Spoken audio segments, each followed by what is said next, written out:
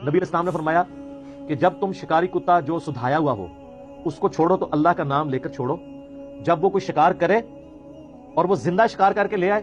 تو بسم اللہ پڑھ کے، بسم اللہ اللہ اکبر پڑھ کے اسے ذبح کر لو، اور اگر وہ مردہ حالت میں شکار کو لے کے آئے، یعنی اس نے پکڑ کے اس کو مار دیا، بشرطے کہ اس نے اس میں سے کچھ کھایا ہوا نہ ہو،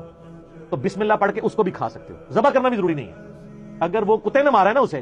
اور وہ اللہ کا نام لے کے چھوڑا گیا تھا تو اس کا شکار بھی حلال ہے۔ اور آپ نے صاحب فرمایا اگر اس نے کچھ حصہ اس کا کھا لیا ہے پھر تم اسے نہ کھاؤ، کیونکہ وہ کتے نے اپنے لیے شکار کیا، تمہارے لیے نہیں کیا۔ لاجیکل بات ہے۔ اور پھر اسی بخاری مسلم کی حدیث میں ہے کہ اگر تم تیر چلاؤ اور شکار کو وہ تیر لگا اور تمہیں شکار ملا نہیں، ایک دن بعد وہ شکار تمہیں ملے اور تم دیکھو کہ اس کے اوپر اس تیر کے لگنے کا زخم کا نشان موجود ہے، تو تم یہی ازیوم کرو کہ وہ اس زخم سے مرا ہے، لہذا وہ جانور تمہارے لیے حلال ہوگا۔ بخاری مسلم کے الفاظ ہیں بشرطے کہ اس کے گوشت میں تعفن نہ پیدا ہو جائے۔ ایسی جگہ بھی ہو سکتی ہے کہ وہ گل سڑ جائے، سائبیریا میں کریں گے تو 1 سال بعد بھی اٹھا لیں تو وہ گلا سڑا نہیں ہوگا، لیکن یہ عام علاقوں کی بات ہے۔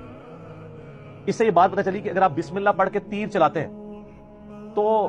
اس کے مرنے سے پہلے چھری پھیرنا ضروری نہیں ہے۔ بعضوں کے دماغ میں ہے کہ وہ مرنے سے پہلے چھری، وہ چھرے والی بندوق سے بھی شکار کر رہے ہوتے ہیں۔ اچھا، بندوق کے اوپر پھر اختلاف آیا کہ جی سورۃ المائدہ میں آیا کہ جو جانور پتھر لگنے کے صدمے سے مر جائے وہ حرام ہے، تو شروع میں وہ 11 کیٹیگریز بتائی گئی ہیں۔ تو علماء میں اختلاف شروع ہوا کہ یہ جو گولی ہے یہ بھی پتھر کے ایکویلنٹ ہے، تو اس لیے گولی سے جو جانور بسم اللہ پڑھ کے شکار کیا جاتا ہے اس کو تیر پہ قیاس نہیں کریں گے، پتھر پہ کریں گے۔ جبکہ دوسری طرف علماء نے کہا کہ نہیں، اس کو ہم تیر پہ اس لیے قیاس کریں گے کہ گولی صرف صدمہ نہیں دیتی بلکہ چیرتی بھی ہے، جسٹ لائک چھری اور تیر کے، کیونکہ خون نکالتی ہے نا۔ تو یہی رائے مضبوط ہے، میجورٹی علماء کی یہی رائے ہے کہ جو گولی سے بسم اللہ پڑھ کے شکار کیا جاتا ہے، گولی لگے گی جانور کو، وہ جانور اس گولی کے لگنے سے مرا، اس کا خون جتنا بھی، اور وہ گولی ضروری نہیں کہ ادھر ہی لگے، وہ کسی بھی جگہ اس کو جسم میں لگ گئی اور اس کا خون نکلا اور اس خون نکلنے سے وہ آٹومیٹکلی مر گیا، آپ کے پہنچنے سے پہلے بھی مر گیا، آپ کو اس کو تکبیر پڑھ کے ذبح کرنا ضروری نہیں، وہ جو پہلی تکبیر ہے وہ کافی ہے۔ لیکن اگر گولی چلاتے وقت آپ نے تکبیر نہیں پڑھی تو اب وہ جانور حرام ہوگا، الا یہ کہ وہ زخمی حالت میں آپ کو ملے اور آپ تکبیر پڑھ کے اسے ذبح کریں۔ یہ ساری حدیثیں بخاری مسلم میں موجود ہیں جس میں آپ کو ایک رولز بتا دیے گئے ہیں کہ آپ نے کس بنیاد کے اوپر شکار کرنا ہے۔ بخاری مسلم دونوں میں حدیث ہے جس شخص نے ریوڑ کی حفاظت یا شکار کرنے والے کتے کے سوا کوئی کتا پالا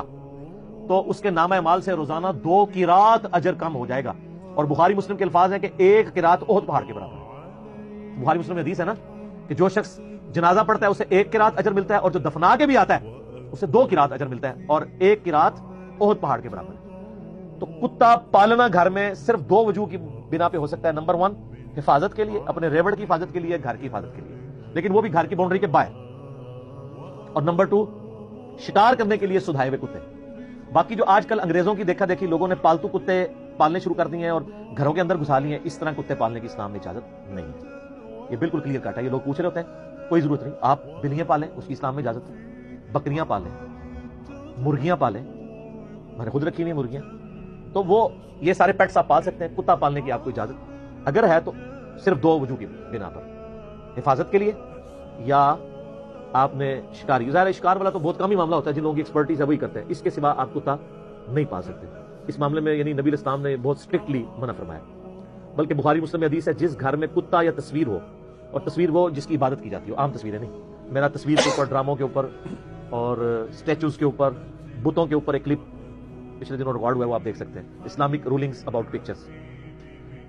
ایسی تصویر جس کی لوگ عبادت کرتے ہیں، یا کتا رکھا ہو، اس گھر میں رحمت کے فرشتے داخل نہیں ہوتے۔ یہ بخاری مسلم